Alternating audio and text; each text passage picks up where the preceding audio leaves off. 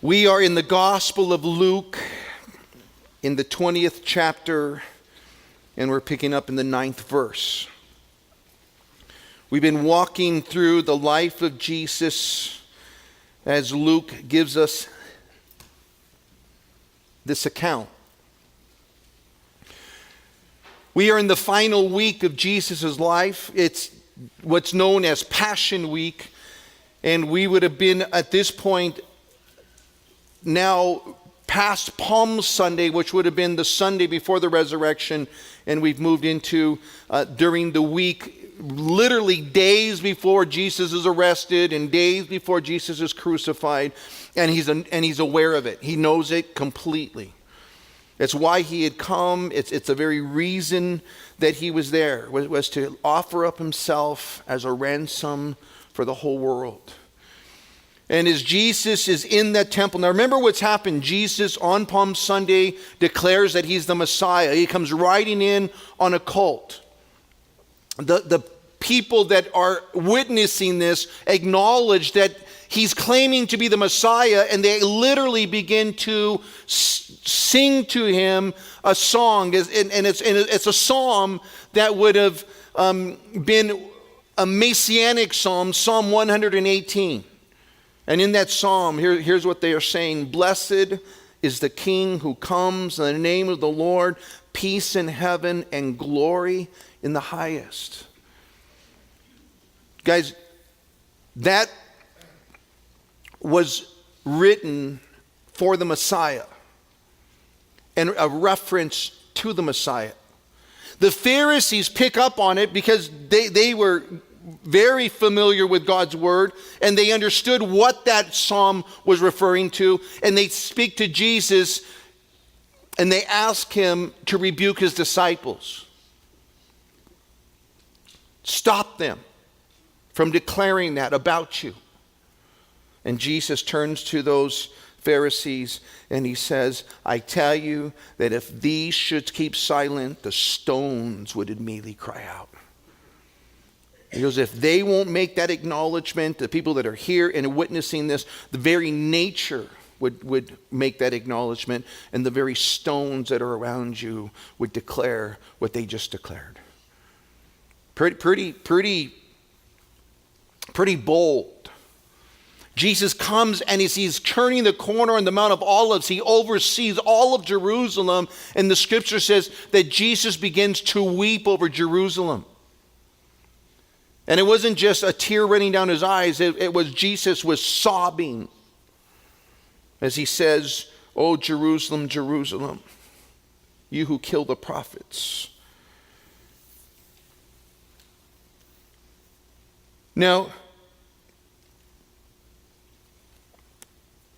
in that statement that he's making as he's weeping, he says, if you had known, even you, especially in this day, the things that make for your peace, but now they're hidden from your eyes. He says, guys, you should know exactly what's happening around you. You should know the times that you're living in. You should be aware of all the prophecies that are being fulfilled around you, but these things are blinded to you because you didn't want to see them. You've literally closed your eyes to the truth that was happening right before your eyes. Jesus would that night go back, sleep, rest, pray, I would imagine, because he knows what the next day would behold. And as he comes back into the temple the next morning, Mark tells us and Matthew tell us that Jesus departed, that he comes back the next morning, and then the next morning is when he goes into the temple and he starts to overthrow the money changers. Chases out all of those who were selling the doves because they were taking advantage of those who desired to seek after God. They would charge exorbitant prices in order to change their money from Roman currency into Jewish currency, and it was just a scam. But you couldn't go into the temple unless you had that half shekel, and so they would charge 2-3 times the amount in order for them to take that Roman coin and change it into a Jewish coin. They would charge exorbitant amounts of money to buy an offering that was acceptable to be offered on the altar. You could have bought your own, lamb or your own dove, but if they found one little marking on it that made it unclean, that it wasn't acceptable to be worshipped, to be as a sacrifice for worship, then they would say, no, we won't accept that, but you can go buy one there in the court of the Gentiles, and they've already been pre-approved. Ripping off everybody. And Jesus was furious. He goes in there and he just starts turning over everything. And it tells us, and I love this about it, it says that court of the Gentiles, which would have been the biggest area on the Temple Mount, was not only cleansed, but now the lame and the blind were now flocking into that area, and Jesus was healing them by the masses. I mean, anyone blind, anyone lame in Jerusalem, and Jesus is healing. Get into the temple, get into the court of the Gentiles. And they would just start coming, and Jesus would heal them all. And Jesus says, what you guys have done is you've made my Father's house that was intended to be a place of prayer, you've turned it into a den of thieves. Now think about it. This was Passover week. This is when millions of people would flock to Jerusalem to worship God. This was their biggest money-making week of the year. And they weren't happy. He just messed up their business. And they come to Jesus and they begin to question him. Who gave you the authority to do these things? That was like, who do you think you are, Jesus? And Jesus says, I'll answer your question, and Matthew gives us a little more insight into it than Luke does. He said, I'll answer your question on one condition, you answer my question. Where did the baptism of John come from? From heaven or from man? Was this the work of God or was it the work of the flesh? That's really what Jesus is asking. Was John and his message and the things that John declared, was that something that God declared or was that something the flesh declared? And the Pharisees pondered it. You see, they wouldn't just answer the question. They gathered together and say, okay, let's reason this out. If we say that it was from heaven, then Jesus is going to say, why didn't you believe him? Because John declared that Jesus was the Messiah. He said, I must decrease and he must increase. John declared, I baptize you with water, but there's coming one after me who will baptize you with the Holy Spirit. See, John declared Jesus as the Messiah. And they said, if we say that it was from heaven, then we're condemning ourselves. But if we say it was from man, then we're going to get stoned right here. Because all of the masses that were around Jesus believed that John's ministry was from heaven. And so they just simply said, Jesus, we plead the fifth. Now, one of them had to say, well, the fifth isn't invented yet. But no, that's later. But the reality was they just simply said, we're not going to answer your question. And Jesus said, neither will I answer your question. Because they didn't want the answer.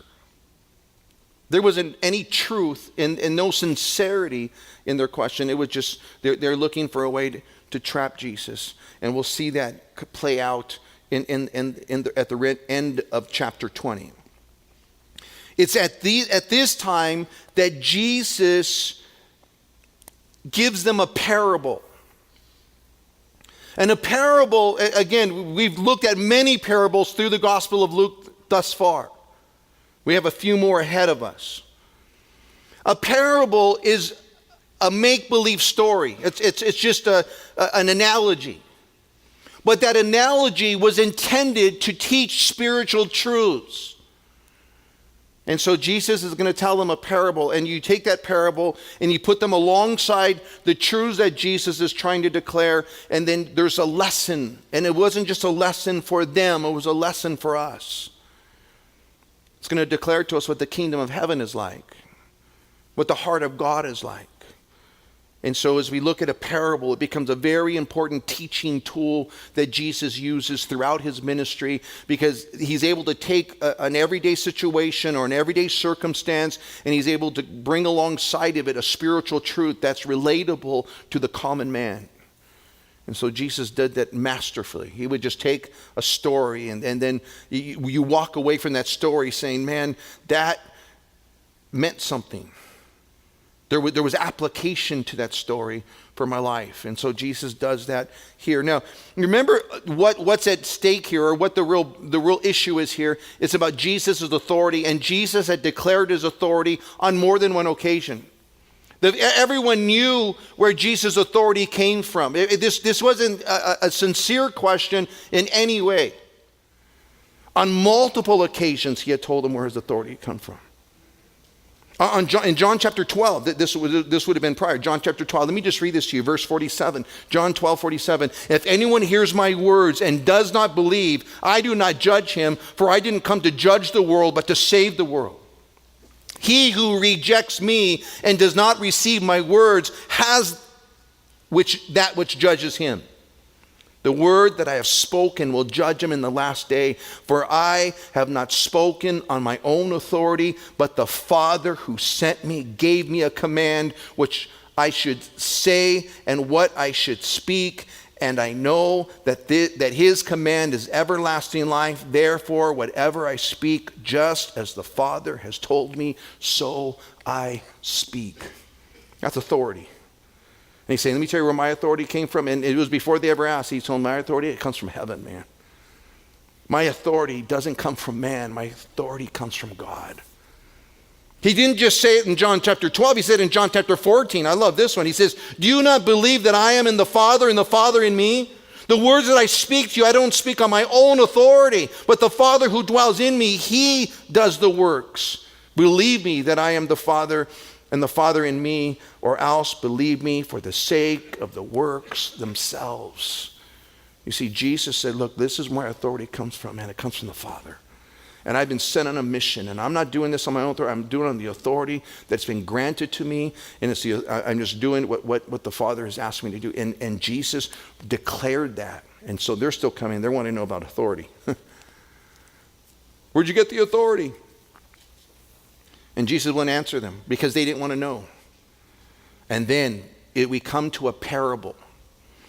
And Jesus is going to teach a parable. Now, we've been looking at many parables through the Gospel of Luke. A parable is where Jesus would take a circumstance or a situation or a real life incident, and then he would parallel it with a spiritual truth, so that when you put them side by side, you're going to learn something about the kingdom of heaven. And parable is an incredible way to teach, because it would have been something very relatable to people, and then they would have to put the pieces to the puzzle together to see what does that mean and how does that come together. But when it all begins to fit together, you understand what it is that God was trying to say. So parables are incredible. Now, Jesus is going to teach a parable. And in doing so, he's going to expose the religious leaders. And they don't even know it. Watch this. Look at chapter 20. Look at verse 9. We'll read all the way to verse 16, and then we'll come back. Watch what it says. And Jesus began to tell the people this parable. A certain man planted a vineyard. He leased it to vine dressers, and he went into a far country for a long time.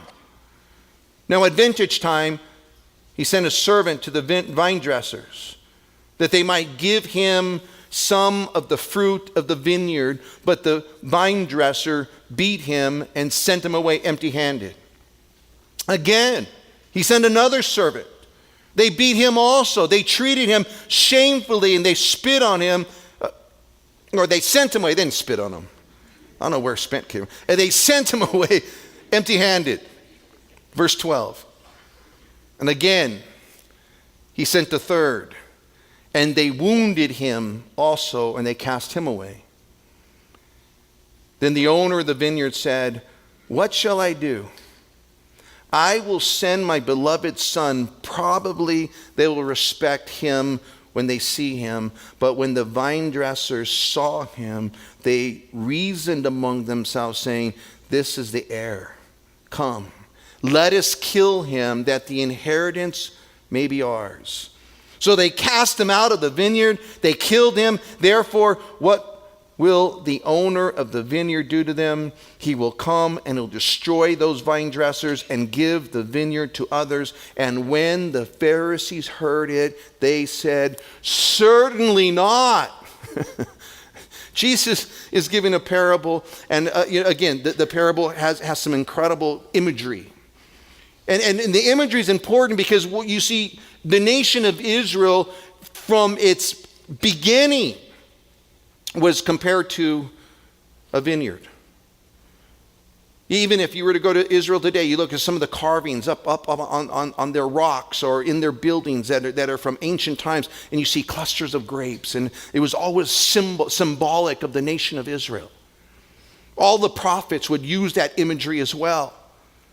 Zechariah and Ezekiel. One of my favorite ones is found in the book of Isaiah, and it's on Isaiah chapter 5. Watch how God uses this and why all of them would have known exactly what Jesus was referring to in Isaiah chapter 5. This is Isaiah the prophet talking to the nation of Israel. Watch what it says. Let me, and it's God speaking through Isaiah. It says, "Now let me sing to my beloved, to my well-beloved, a song of my beloved regarding his vineyard.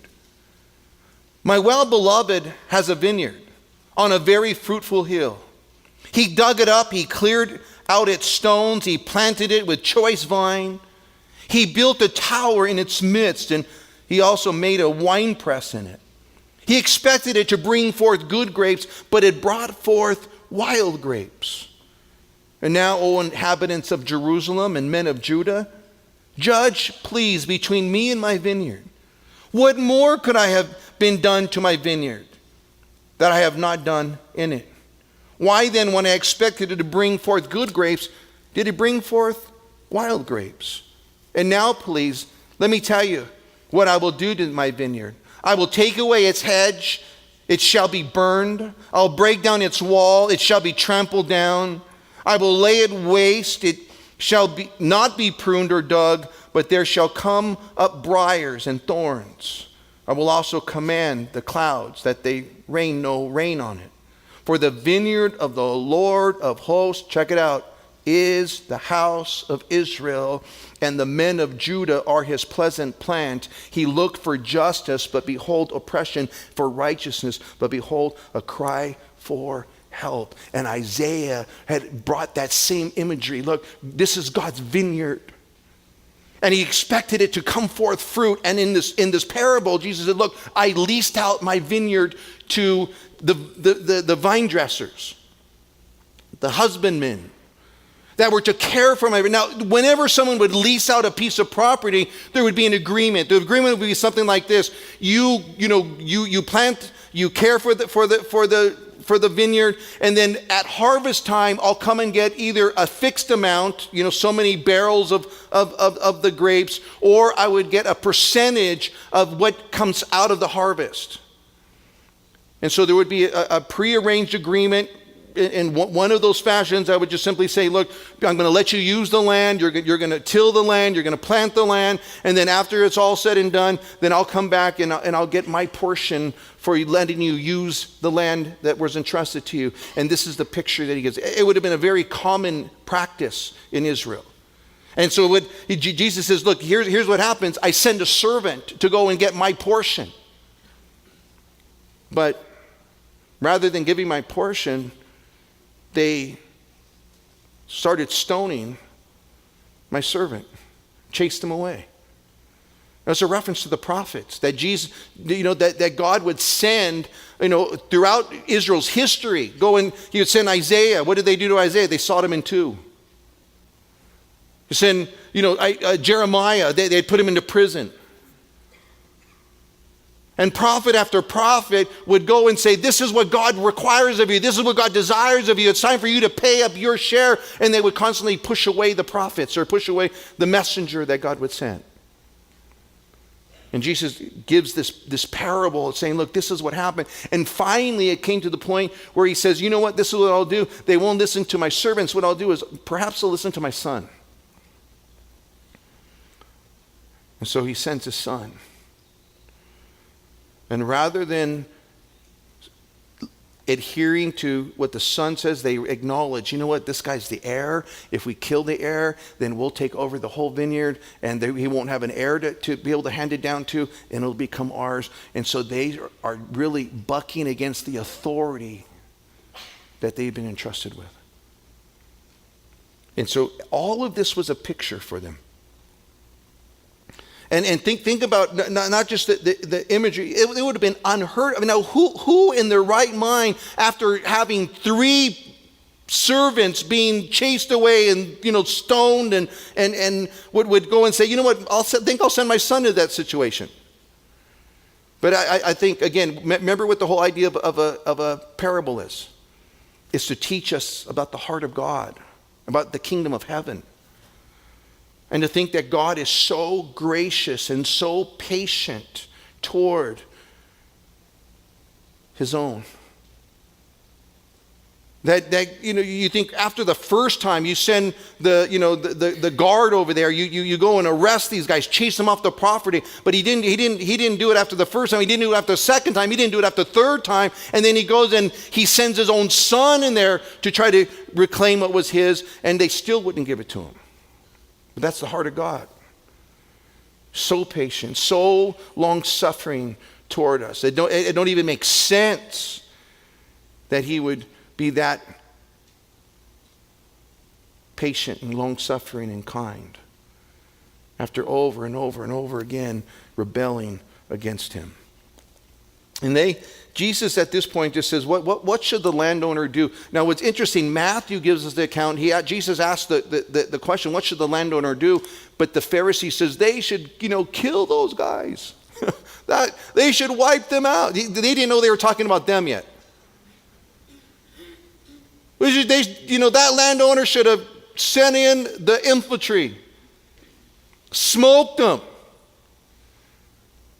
But they weren't aware that it was them that were the vine dressers. And Jesus just simply says, what should they do? And he goes, let me tell you what's going to happen. He will come and destroy those vine dressers, and he will give the vineyard to others. Now guys, again, picture here. The Jewish leaders had been given the spiritual responsibility over the things of God. But they had taken advantage of that responsibility. And because they wouldn't give God what was due, what's due God in our lives? I mean, think about it. What's due God is all the praise and honor and glory. That's what we owe God. It's what he deserves. But what they were doing, they were taking the glory and honor for themselves. They loved when men would tell them how awesome they were. They loved to look holy in front of people so that everyone would go ooh and awe of how high up you are and how spiritual you are. And rather than acknowledging God was the one worthy of the praise, they wanted the praise to come to them. They loved the praise of men, we would find out over and over again. And so that vine dresser is going to come. The owner is going to come, and he's going to hold the vine dresser accountable for what should have been his. But this is the interesting part. He says, and he's going to give it to another. And the Jews understood, the Pharisees understood what Jesus was saying, because Jesus simply says, they say, certainly not, like no way. You're going to give it to somebody else rather than the nation of Israel and rather than the spiritual leadership that's set in place. And what Jesus was making a reference to was to the body of Christ, the church today. That would happen right after Jesus is resurrected from the grave, and now the apostles now are going to go forth not under the leadership of the Jewish establishment, but they were going to do something completely different. They weren't going to be under their authority any longer. He gave it to somebody else, this responsibility of spiritual leadership, and that was prophesied throughout the Old Testament. Guys, in order for you and I to understand the New Testament, you have to have an understanding of the Old Testament. Because so much of this imagery, we just talked about Isaiah and the vineyard. But the constant theme that God had in the Old Testament was, if you're not going to be faithful with what I've entrusted to you, I'm going to give it to somebody else. In the book of Jeremiah, chapter 3, in the 15th verse, he says this, and I will give you shepherds according to my heart who will feed you with knowledge and with understanding. You see, they were shepherds, but they weren't shepherds according to the heart of God. But God says, I'm going to bring you shepherds that are going to teach you knowledge, and they're going to feed you and understanding. You see, God isn't looking for anyone just to follow him out of ritual, or out of rote, or just be out of duty or out of responsibility. God is looking for people that are going to follow him because they love him. It's from the heart. It's not because, I'm supposed to do this, or I'm obligated to do this, or this is what mom and dad taught me, or this. No, God isn't impressed with any of that. He's not impressed that we come to church every week.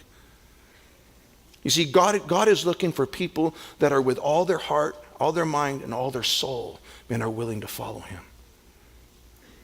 It's interesting that he would declare that.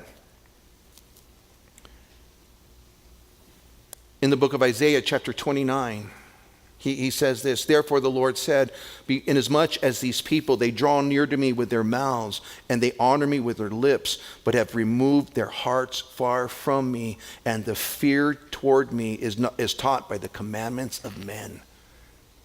That just summarized the whole religious system under the Pharisees. Because these guys are their mouth, they say the right things. Their lips, they all proclaim, oh yeah, I love God. Oh yeah, I go to church every week. Oh yeah, and it would just be something that would roll right out of their lips. But their hearts were far from God. And God isn't looking for us to come to him with just some kind of eye service, or just put on some role, or some act, or just be something that we do on the outward. God is looking for us to come to him with our heart, man, with everything. Matter of fact, when Paul was writing to the Ephesians in chapter 6 and verse 6, he says this, not with eye service as men pleasers, but as servants of Christ, doing the will of God from the heart. It's a heart thing. And these guys had made it all about the facade, the outward. And Jesus addresses it, man. He just says, you know what, you guys have failed at what you were given, entrusted to. It's going to be stripped from you, and it's going to be given to someone else. This spiritual responsibility of caring for my people.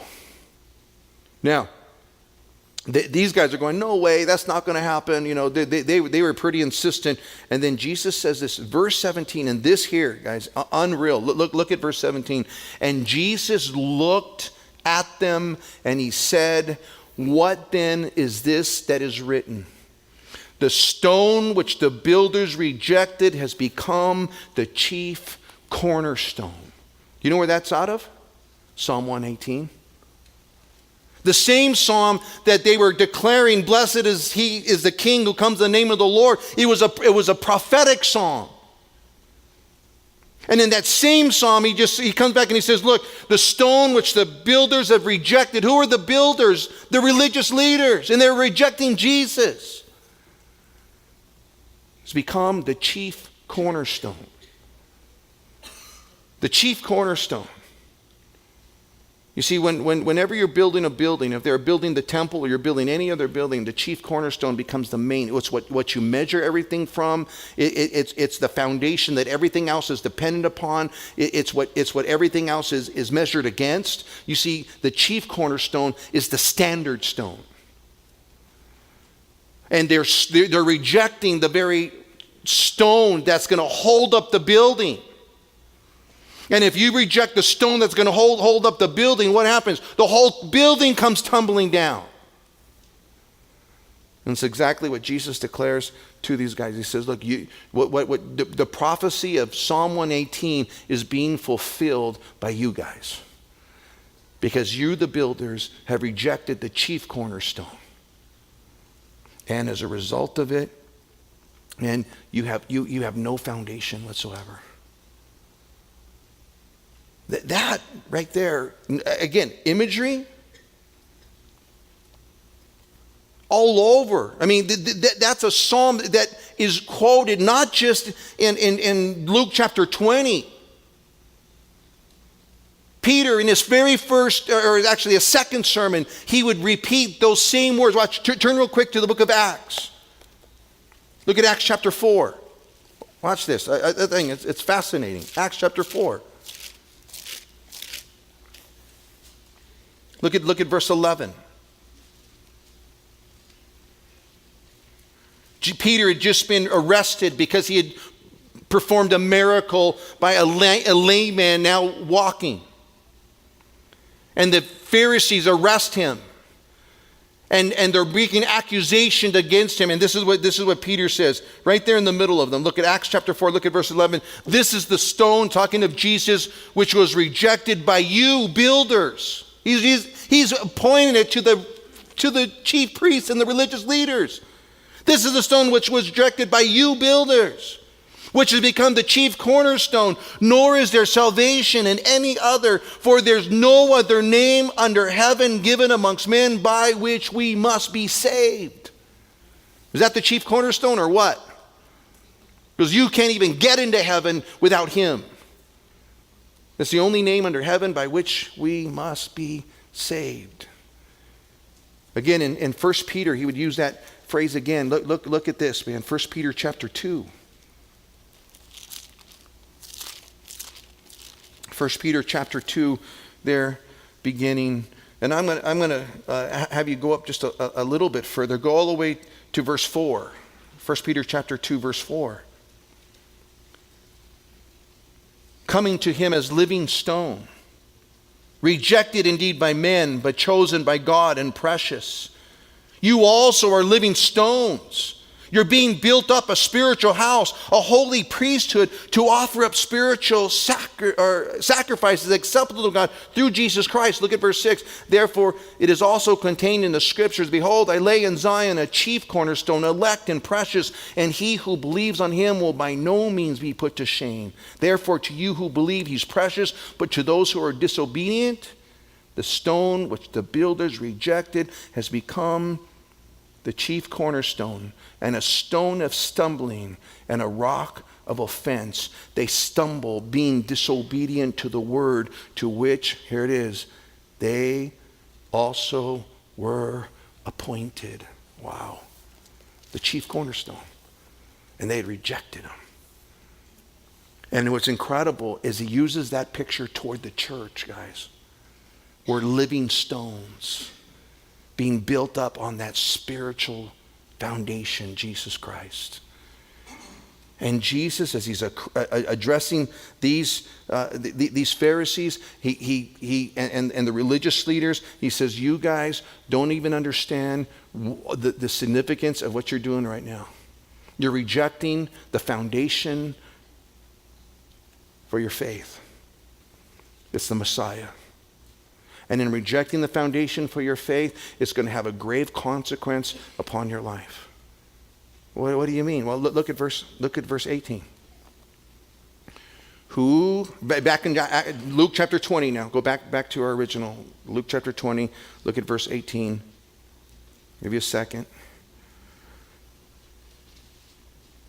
He says, the stone which the builders reject has become the chief cornerstone. Whoever falls on that stone will be broken.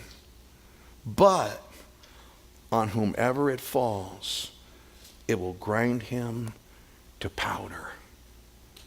Wow. It's an interesting picture. It's a stone. You fall on that stone, you're going to be a broken man, you're going to be a broken woman. But if that stone falls on you, you will be annihilated, powder, plummeted. Well, what is he talking about? He's talking about Jesus, guys. He's the stone. And if you come to Jesus and you fall on him, what's going to happen in your life is you're going to become a broken man or a broken woman at that point, because you come to this realization that, you know what, I can't rule my life any longer. That he's the one who's in control of my life. We all know what it means to be broken. We're in the Southwest. You go and you get a wild horse. You ride him. He bucks. He tries to throw you off. But if you stick in there long enough and you're tough enough, what happens? You break that horse. And now that horse becomes an instrument, powerful instrument, for you to be able to guide wherever you want him to go. He's broken. That means that you, the owner, has taken authority over that animal's life so that it's able to accomplish what it was created to accomplish. And God wants to break you so that you become a man, a woman that is able to hear God's voice, to be able to know which way to turn, when to stop, when to go, so that you become someone under his complete rule and under his complete authority. That's what God's looking for. And when you come to him as a broken man, you come to him as a broken woman, and you realize that, you know what, I'm not in control of my life anymore. This isn't about my wish or my wants or my will or my course or my direction or my dreams. I've now surrendered all of that so that he's the authority in my life, and whatever he wants and what he wills is what matters, not what I want anymore. That's brokenness. And God is looking for broken men and broken women that are able to come to this place where we're saying, God, it's not about me anymore. I was talking to some of the cowboys after church first service. They said, you know what, there's a green, I never heard of it before. They call it a green broken. That means that the horse, he's somewhat broken, but he's still bucky every once in a while. It probably fits most of us lately, huh? We're kind of green broken. God's still in the process of breaking you so that he just kind of tugs one way, and you know what he's desiring of you, and he tugs the other way, and you know exactly what he's desiring of you, because you built this fellowship with him, this communion with him. It's a process. We're able to hear God's voice, and we're able to go, okay, God, this is what you put in front of me. Help me to be faithful with it. He says, if you come and you fall on that stone, it'll break you. So that you're no longer in control. You're no longer the authority, but he is. This whole chapter is about authority. And it's exactly what Jesus is declaring to them. And then the second part of that, again, Old Testament imagery. Watch this. On whomever it falls, it will grind him to powder. Either you fall on the cornerstone, or the cornerstone falls on you. And if the cornerstone falls on you, man, you'll be... Again, Old Testament imagery, I want to ask you to turn to Daniel chapter 2. Check this out. And we won't have time to cover the whole chapter. I'd encourage you to do that. But Daniel chapter 2, look at chapter... let's begin in verse 34. Daniel's interpreting a dream that Nebuchadnezzar had. And Daniel doesn't even know what the dream is. God is giving him the insight into the dream. So Nebuchadnezzar would know that Daniel actually knew the interpretation of the dream. It wasn't something that Daniel goes, okay, tell me your dream and then I'll make up an interpretation. He was telling him, this is what you saw. And watch what he says. Verse 34. You watched while a stone was cut out without hands, which struck the image on its feet of iron and clay and broke them in pieces. The iron and the clay and the bronze and the silver and the gold were crushed together and became like chaff from the summer threshing floors. The wind carried them away so that no trace of them was found. And the stone that struck the image became a great mountain and filled the whole earth. The stone that crushed. Daniel chapter 2. And he was giving this imagery of the gold, the silver, the bronze, the clay mixed with iron. He gave this whole image of this, and what it represented was all the kingdoms of the world from the beginning of time to the end of time. And in that image, man, he says there's coming one that's a stone cut without hands. It's not a man-made thing. It's a God thing. And that stone is going to come and it's going to crush all of the power of man, every government of man, every rebellion of man against God. He's going to crush it all. And then he says it's going to sift it like wheat. And it's very much the same imagery that we have in this parable where he says it's going to crush it to powder. And there's only two places you can go. There's only two decisions you can make. You either fall on that stone or you get crushed by that stone. There's not another option. There's not another avenue. It's either we come and you see, when you fall on the stone, it speaks of humility. It speaks of brokenness. It's an acknowledgement that God, I give. I don't want to fight against you anymore. I don't want to live according to my will or my thoughts or my agenda.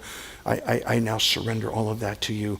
I want to ask you to be the one who guides my life. That's what happens when you fall on the stone. Or you can resist it. And the Pharisees did. The Pharisees did. They resisted it completely and wholeheartedly resisted it. No, notice the next verse. Go back with me to Luke, and we got to finish this up. Look at Luke chapter 20, verse 19 there, where we left off. And watch what it says. And the chief priest, the scribes, that very hour sought to lay hands on him, but they feared the people, for they knew that he had spoken this parable against them. You see, the light bulb went on at some point. They went, wait a second, Jesus is talking about us. And the first thing that came to their mind and their heart was, you know what, we got to get rid of Jesus. And most of the time when Jesus is convicting a person, they're in that same position where they either got to acknowledge that he is who he claims he is and he has authority over my life and I surrender that authority to him, or I don't want to hear him ever again. I don't want anything to do with him. I'm not going to submit my life. I got my own agenda. I got my own direction in my life, and I don't like this whole idea of me surrendering my life. And you can pick either one you want. God's giving you that. I think part of that parable just lays out that God is so patient and so loving and so just long-suffering toward us that he's not going to force anyone to fall on him or to surrender their life to him. He won't do it. Because God is looking for us to do it because we love him, not because we are forced to do so. He'll give you the freedom, and many people think, well, God doesn't, God really don't care, or God really doesn't have the power, because look, I've been getting away with this for 10 years or 20 years or 30 years of my life. But understand something, one day the day of account will come. It will. You can resist to your dying breath. You can be like Sinatra and do it your way. But you know what? One day, you will stand before him and give an account, like I will.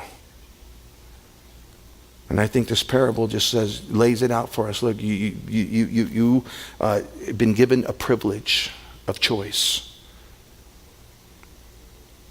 And what you do with that privilege is going to determine your eternity. It's going to determine how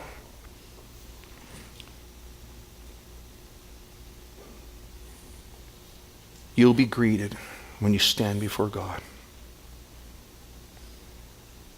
And I believe every one of us will have that opportunity to stand before God. For some of us, it's going to be a glorious day, and for some of us, it's going to be the worst day we'd ever imagined. Because we never gave him the authority over our life.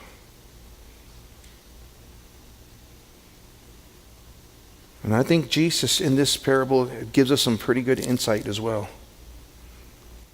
He knew exactly what was coming. Think about this, guys. Jesus is telling this parable. Within days, he's going to be arrested and crucified. He knew it was going to happen. And he did it because he loved you. He knew exactly how this was going to turn out. And he did it because of how much he loved the whole world.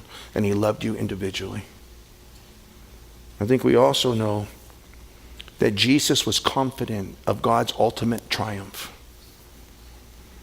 He was confident, even though he was going to go to the cross, that in the end, God would win the battle. And so he was able to go with great confidence.